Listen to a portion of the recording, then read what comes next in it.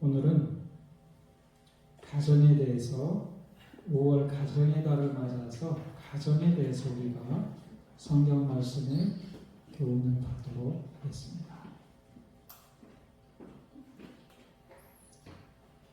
다 함께 읽어볼까요? 시작. 어머니께서 가시는 곳에 나도 가고 어머니께서 유숙하시는 곳에서 나도 유숙하겠나이다. 어머니의 백성이 나의 백성이 되고 어머니의 하나님이 나의 하나님이 되시리니 어머니께서 죽으시는 곳에서 나도 죽어 거기 장사될 것이라. 룻기 1장 있는 말씀입니다. 성경에 몇 안 되는 핵심 성경절 가운데 하나예요. 제가 구약에서 어떤 분이 가정에 관한 좋은 모범을 보여줬나, 또 신약에서 어떤 분이 또 좋은 모범을 보여줬나. 첫 번째 구약은 룻을 떠올려 봤어요. 룻. 룻이 여기 고백한 이 말씀은 하나님에 대한 신앙 고백이기도 하지만은 가정에 대한 헌신과 강한 연대를 고백한 것과 같은 것입니다. 신앙 고백, 가정에 대한 헌신의 고백입니다. 이 얼마나 좋아요. 어머니께서 가시는 곳에 나도 가고 유숙하시는 곳에 나도 유숙하고 장사되시는 그곳에 나도 거기 죽어서 장사될 거라. 평생 끝까지 가족의 책임을 다하겠다. 가정에 대한 헌신을 고백하는 것입니다. 입장을 우리가 바꿔서 나옴이라고 생각을 해보세요. 만약에 룻이 이런 고백을 우리가 듣게 되면 얼마나 마음이 기쁘겠어요? 가족이 지금 남편도 죽고 두 아들도 죽고 해서 절망적이고 이 불행한 것처럼 보이고 흉년은 있고 가난하고 그런 가운데 있는데 이 말 들었을 때 얼마나 기뻤을까요? 감동받았을 거예요. 삶의 용기를 얻었을 것입니다. 여러분, 룻기서에서 룻이 몇 번 말했나 제가 세어봤더니 9번 말했어요. 나오미에 대해서 5번, 보아스에 대해서 4번. 근데 룻의 말을 잘 우리가 살펴보면은 한결같이 예쁜 말만 합니다. 룻은 예쁜 말만 했어요. 듣는 사람에게 기쁨이 되고 용기를 주는 말만 했어요. 여러분, 우리가 가정 안에서 살다 보면 너무 이 잘 아는, 서로 간에 잘 알고 가깝다고 생각하기 때문에 생각 없이 말을 할 때가 있어요. 우리가 말할 때 나의 말이 상대방에게 어떤 이 영향을 줄까를 생각을 하면서 생각 좀 하면서 우리가 말을 해요. 편하니까, 부부니까, 자식이니까, 부모니까 막말하면 안 돼요. 기쁨을 주는 말, 살아갈 때 용기를 주는 말, 그런 말을 해야 됩니다. 룻은 9번 다 기쁨을 주는 그런 말을 했어요. 또 룻의 우리가 본받아야 될 또 말씀들이 있어요. 룻이 시므에게 이르되 어머니의 말씀대로 내가 다 행하리이다 하니라. 그가 다장마당으로 들어가서 시므의 명대로 다 하니라. 룻은 정말 순종했어요.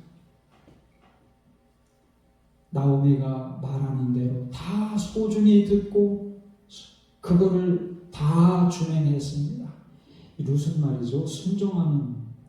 보아스가 또 룻에게 당부하는 말도 나오잖아요. 룻이 그대로 다 준행하는 모습을 봅니다. 여러분, 룻은 순종하는. 네. 정말 이 가락이 좋아요. 우리나라, 그죠? 네. 룻은 순종하는 그런 사람이었어요. 나오미의 말, 보아스의 말 순종했어요. 여러분, 자식이 부모에게 할 수 있는 최고의 예절이 뭘까요? 순종이에요. 부모님의 말을 잘 소중히 듣고 그 말대로 순종할 최고의 예절이에요. 그러면 나오미만 룻만 예절이 있었나요? 나오미도 그랬어요. 나오미도 이 오르바와 룻에게 뭐라고 했어요? 나 유대 땅 돌아가니까 너희 다 며느리니까 다 같이 우리가 가야 되는 거야 라고 강제적으로 끌고 갔습니까? 아니에요. 두 며느리지만 얼마든지 그렇게 말할 수 있었지만 선택할 수 있는 기회를 줬어요. 존중해 주는 겁니다. 부모가 자식에게 할 수 있는 최고의 예절이 뭐예요? 존중해 주는 겁니다. 부부간에 서로가 할 수 있는 최고의 예절은 뭐예요? 존중해 주는 거예요. 인격체입니다. 자식은 내 거니까 내 마음대로 할 수 있다. 얼마든지 내가 강제로 할 수 있다가 아니에요. 최고의 예절은 존중해 주는 겁니다. 나오미 집안이 겉으로 볼 때 불행하게 보일 뿐이지 예절이 있는 가족이었어요. 나오미의 말에 순종하고 또 그 며느리의 인격을 존중해주고 이런 가정이었다는 것 우리가 주목해야 됩니다. 그 다음에 그 밑에 있는 두 번째 거 다 함께 읽어볼까요? 시작. 여인들이 나오미에게 이르되 찬송할지로다 여호와께서 오늘날 내게 기업물을 자가 얻게 아니하셨도다. 이 아이의 이름이 이스라엘 중에 유명하게 되기를 원하노라. 곧 너를 사랑하며 일곱 아들보다 귀한 자고가 낳은 자로다. 무슨 말이죠? 이 나오미 가정에 기쁨을 가져다 주는 사람이었어요. 노년에 이 나오미를 봉양해야 되는데 이삭 죽기 누가 나가라고 했나요? 자원한 거예요. 룻기 읽어보면 룻이 먼저 이 나오미 노년의 나오미를 봉양해야 될 때 제가 이삭 죽게 하러 나가겠습니다 라고 시켜서 나간 게 아니고 자원해서 그래서 얼마의 양식을 주어서 가져왔어요? 한 에바 오늘날로 14kg. 여러분 10kg짜리 쌀을 이렇게 들어도요 가벼운 것처럼 보여도 좀 오래 들고 있으면 그것도 무거워요. 14kg가 얼마나 무거웠겠어요. 그걸 가져오고 얼마나 나오미 기뻤을까. 노년에 그러기를 여러 번 했을 거예요. 그리고 마지막에는 이제 보아스랑 결혼해서 그 귀한 아들을 가져다주고 가정의 기쁨을 가져다주는 그런 사람이었어요. 여러분 제가 무슨 말씀을 드리려고 하는지 아세요? 제가 오늘 이 설교 준비하려고 재림 신도의 가정 전체를 이렇게 쭉 살펴봤어요.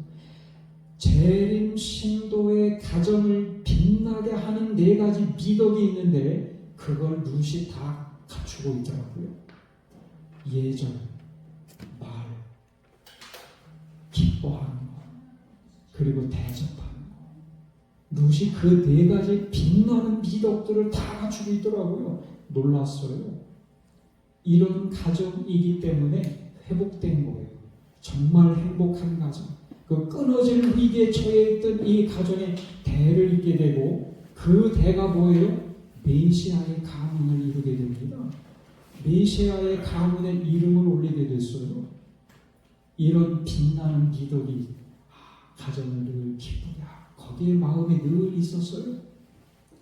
이 화이 선지자도 우리의 가정이 기뻐하기 위해서 사교 모임도 갖고 또 휴가도 좀 갖고 권면했잖아요. 이 4가지 미덕을 많이 기억을 하세요. 예절을 갖추세요. 남이 들어서 기쁘고 삶의 용기를 가진 만한 그런 말을 하시고 이 가정에 기쁨을 가져오고 대접해주고 이런 미덕들이 우리에게서도 있어야 됩니다. 제가 드디어 제주도 다녀왔잖아요. 자랑 좀 하려고 사진 이렇게 몇 개 뽑았어요.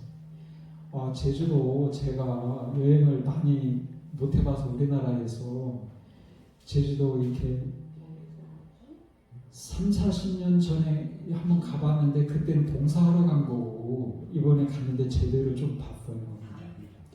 제주도가 얼마나 이 아름다운 곳인지 저는 몰랐어요. 왜 유장로님이 제주도를 그렇게 많이 가시나 했는데 이해가 돼요. 제주도 너무 아름다운 곳입니다. 거기도 또 비행기 타고 가니까 해외여행 가는 기분도 나고 그래요. 공항에서 이렇게 기다리고 여권만 이렇게 주고받고 이렇게 안 했을 뿐이지 기분이 많이 났어요. 여기가 어딜까요? 성산 일출봉. 원래는 제가 피곤해서 안 가려고 했는데 올라가지 않으려고 했는데 집사람이 그 입장료를 냈어요. 5,000원인가? 그래서 돈 때문에 아까워서 비가 부슬부슬 내리는데 기어이 갔네요. 1시간이면 그래도 올라갔다 내려올 만한 곳입니다. 너무 좋았어요. 외국인도 많았고 나중에 우리 성도님들하고 같이 제주도 가면 좋을 것 같아요. 근데 제주도 갈 돈이면 또 일본이나 중국도 갈 수 있어서 좀 고민은 되지만 같이 가면 얼마나 좋을까요? 그죠? 예. 여기가 어딜까요? 협재. 물이 너무 아름다워요. 저는 필리핀이나 동남아에만 이런 바다가 있는 줄 알았는데 제주도에는 널린 데 다 이런 해변이에요. 이게 정말이에요. 협재. 제 사진기로 찍은 것만 보여드려서 저만 나와요 주로. 참 죄송합니다. 정여사. 여기 이게 어디? 이거 표선교회입니다. 여기 일부러 간 거는 여기 김기태 목사님 보이시죠?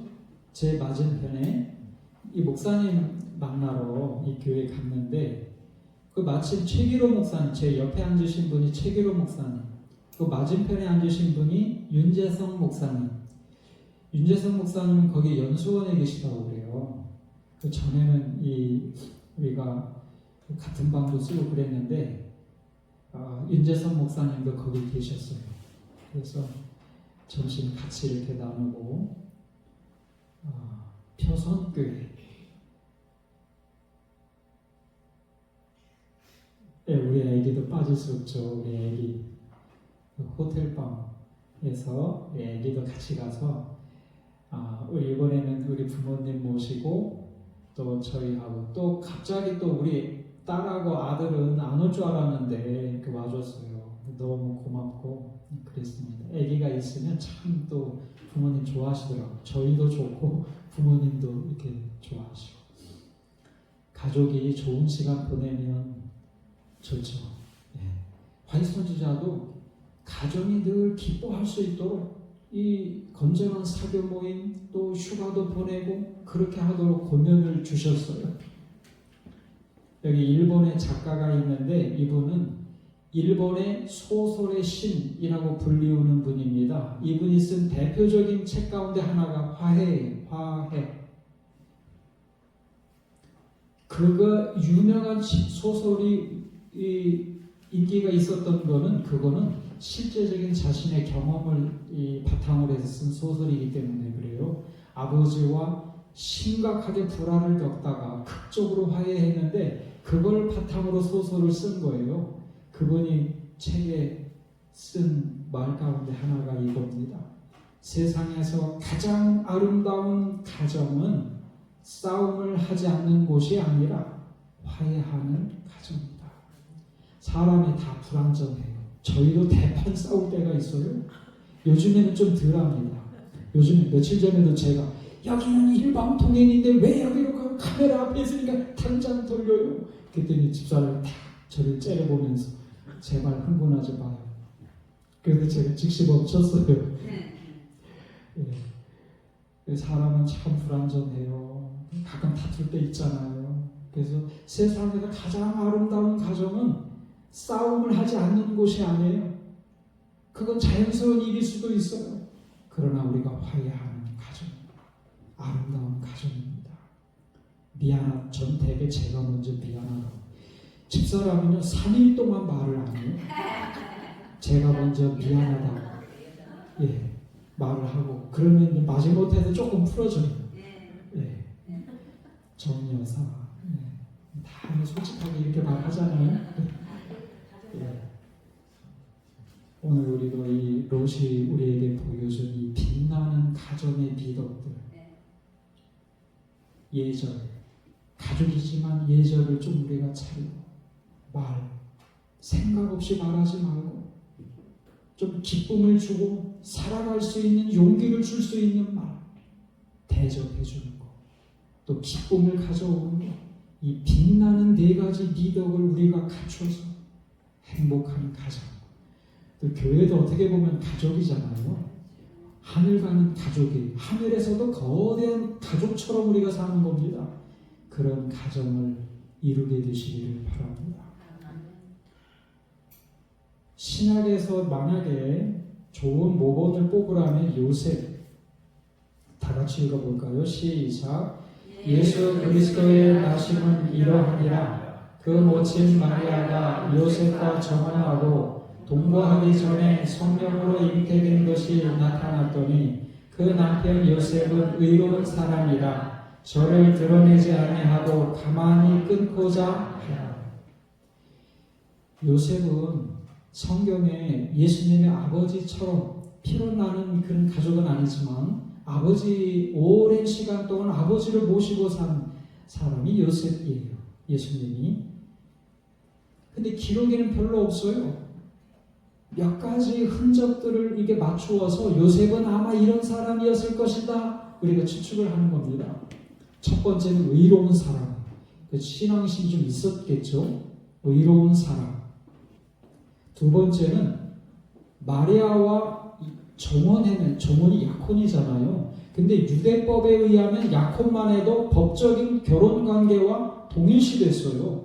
크게 모세오경에 나와요. 정혼한 사이인데 아이 된 거를 확인하게 돼요. 동거하기 전인데 아이를 뱄으니 자기 아이가 아닌 건 확실해요. 그러면 보통 사람이면 어떻게 할까요? 배신감. 내 아이가 아닌데 아이가 있어.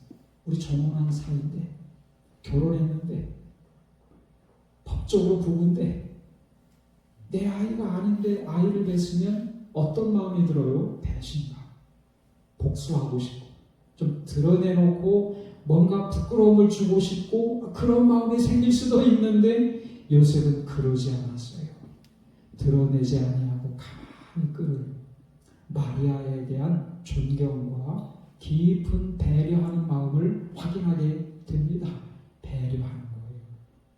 그 다음에 이 요셉은 몇 가지 기록은 없지만 하나님께서 지시하는 대로 이 마리아를 아내로 들여오라고 하면은 마리아를 데려오고 또 애굽 땅으로 내려가라고 하면 내려가고 다시 유대 땅으로 돌아가라고 하면 돌아가고 말은 없지만 하나님이 지시하시는 대로 순종합니다.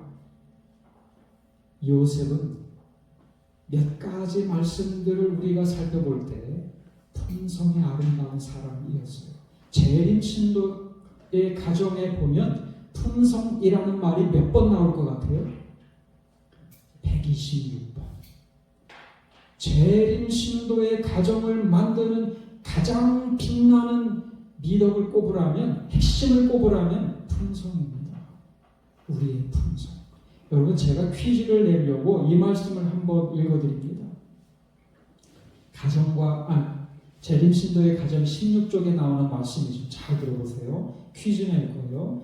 그대들이 이 생에서 소유하고 있는 품성의 특성들은 죽음이나 부활로 말미암아 변화되지 않을 것이다. 그대들은 그대들의 가정과 사회에서 나타내는 그 같은 성격을 가지고 무덤에서 올라올 것이다. 예수께서는 당신이 오실 때 품성을 변화시키는 일을 하지 않으신다. 변화하는 일은 이 생에서 지금 이루어져야 한다.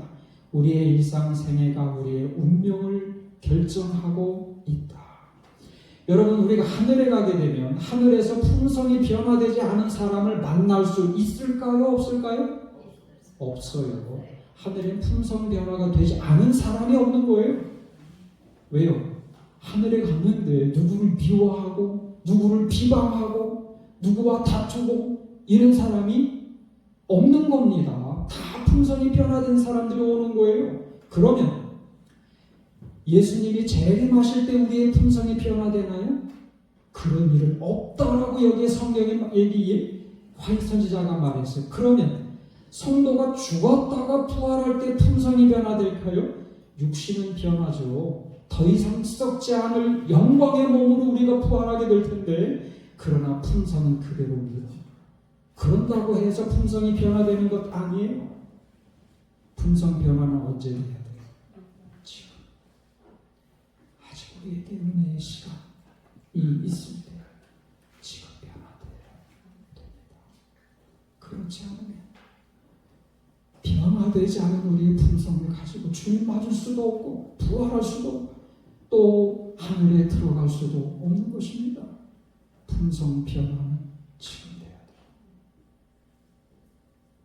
돼도 되고 안 돼도 되는 게 아니에요. 언젠간 되겠지도 않아요. 지금 되지 않으면 준비되지 않은 거예요.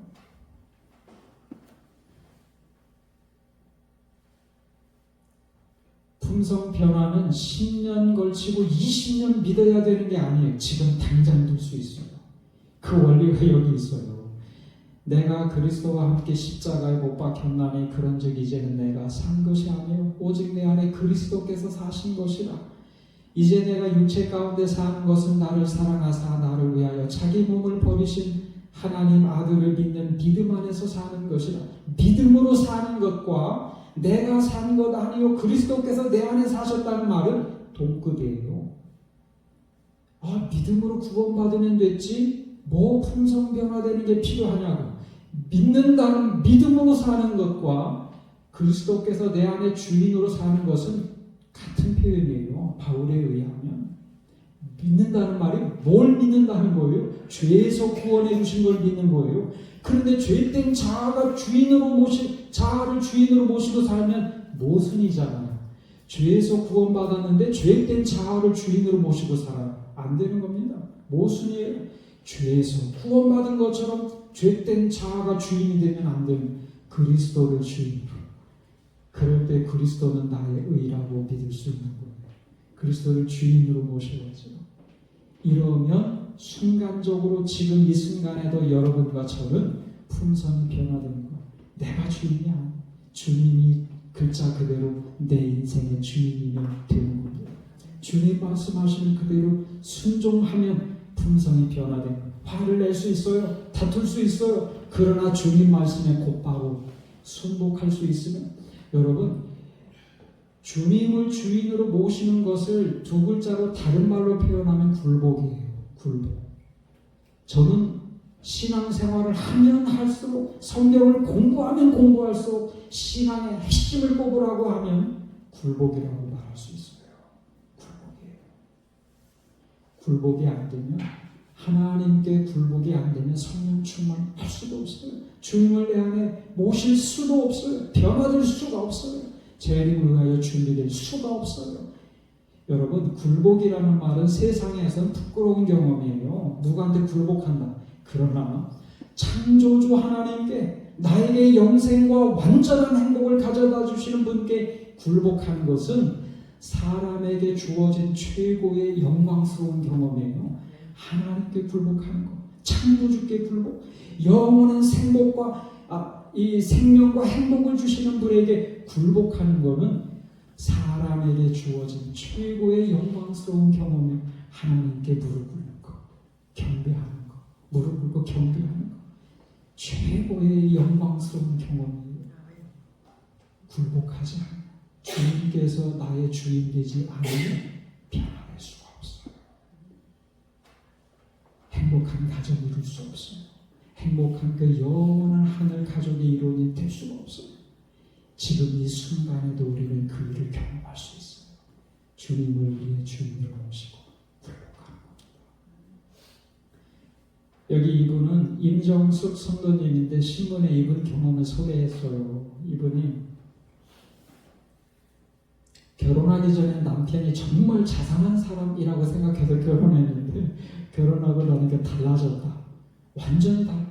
저도 가끔 집사람이 그런 말을 해요. 결혼하기 전에는 뭐 향수도 바르고 그 레스토랑에 가서 뭐 맛있는 것도 이렇게 사주고 했는데 결혼한 다음에 외모 꾸미지도 않고 크림 바르지도 않고 식당도 뭐 근사한 레스토랑에서 뭐 이렇게 하고 그랬는데 칼국수 먹고 그러니까 떡볶이 먹고 그러니까 결혼하고 나니까 막 달라졌어 이런 말을 많이 지금도 많이 합니다. 제가 칼국수 좋아하잖아요. 떡볶이나 이런 거 좋아하잖아요. 이런 거는 좀 비싸서 좀 피하잖아요. 그렇죠. 예. 근데 이분이 결혼하고 나니까 남편이 그렇게 자상하던 남편이 술 마시고 외박도 하고 그러니까 이분이 2번 자살하려고 그랬어요. 제가 시간상 자세히 얘기는 안 2번. 근데 용기가 없어서 끝까지 실행에 옮기지는 못했어요. 근데 이제 가족에 무관심해지는데 굳어져 버리는 거예요. 관심이 없어요. 남편 관심도 없고 아들에게 관심도 없고 무관심해졌어요. 근데 이분이 이렇게 보니까 친정 식구들이 교회 다니면서 변화된 모습을 봅니다. 그래서 이제 이분도 교회 다니면서 변화되는 경험. 나는 남편을 말로 밟고 남편은 나를 인격적으로 밟고 아들은 그런 부모를 무시하고 가족이 이렇게 침몰한다는 생각이 들 때 내가 온 것은 양으로 생명을 얻게 하고 풍성히 얻게 하려는 것이라는 말씀이 생각난다. 빛이 이 땅에 오셨지만 나는 빛을 보지 못하고 어둠에 갇혀 살고 있었다. 잘 보세요. 빨간색. 사람에 대한 문제만 해결되기를 원했지 예수님과 관계없는 사람이었다. 내가 이 꼴로 사는 것은 남편이나 시집 때문이 아니라 예수님을 믿지 않았기 때문이라는 것도 선명해졌다. 나는 더 이상 망설임 없이 죄를 회개하고 예수님을 내 마음의 주인으로 모셨다. 너무나 인간적인 관계만 우리가 고집스럽게 바라보고 있으면 해결이 안 되는 거예요. 너무나 예수님은 상관없는 사람처럼 생각하면 안 되는 거예요. 그 주님을 우리 마음에 인생의 주인으로 모시고 살아야 해결이 된다는 거예요. 그러려고 예수님 오셨잖아요. 남편에게 죽게 하듯 하라는 말씀은 항상 피가 거꾸로 솟는 것 같은 말씀이었는데 이 말씀에도 토를 달 수 없이 남편이 귀한 영혼으로 보이기 시작했다. 이런 모습의 남편도 조금씩 녹아져 어느 날 네 마음대로 써 하며 30만 원을 주는 기상천외한 일도 일어났다. 늘 교회를 비판하던 시어머님과 시동생도 교회에 등록을 했고 남편과 시아버님도 복음을 잘 들으신다. 어느새 우리 가족은 복음으로 하나가 되어가고 있다. 여러분, 풍성 변화가 핵심이에요. 가정 화목의 핵심, 하늘 가족의 일원이 되는 핵심, 그것은 주님을 우리 인생의 주인으로 모시고 사는 겁니다. 창조주 하나님께 굴복하는 최고의 영광스러운 경험을 할 때 풍성이 변화되고 가정이 화목해지는 거예요. 우리는 룻과 요셉에게 많은 것을 배웁니다. 가정을 빛낼 수 있는 미덕들, 그 풍성 변화, 이런 것들을 통해서 우리의 가정을 더욱더 화목한 가정을 이루고 영원한 하늘의 큰 가족의 일원이 될 수 있는 성도들이 되시기를 바라면서 마치겠습니다.